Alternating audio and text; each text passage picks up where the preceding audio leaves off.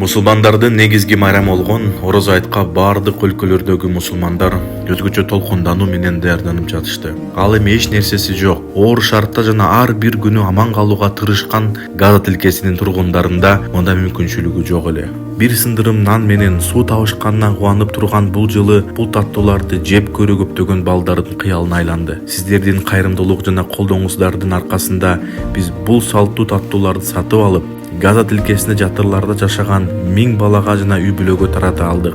Сиздердин бул жардамыңыздарга үчүн көптөгөн адамдар кубанычын жана ыраазычылыгын жашырышкан жок. Аллах баарыбыздан ыраазы болуп, садакаларыбызды кабыл кылсын. شكرا مؤسسة الأمة كل عام وانتم بخير. شكرا مؤسسة الأمة كل عام وانتم بخير. رب أوزعني أن أشكر نعمتك التي أنعمت علي وأن أعمل صالحا. بارك الله في أهل المتبرعة إن شاء الله، وكان الله في عون العبد ما كان العبد في عون أخيه. بارك الله فيهم وجزاهم عنا كل خير إن شاء الله.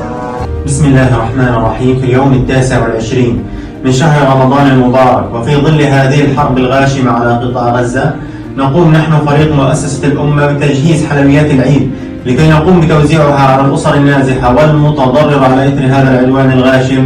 نشكر لكم تبرعاتكم، كما نتمنى منكم إرسال المزيد من التبرعات لكي نقوم بغاثة أهلنا في قطاع غزة. شكرا لكم وبارك الله فيكم.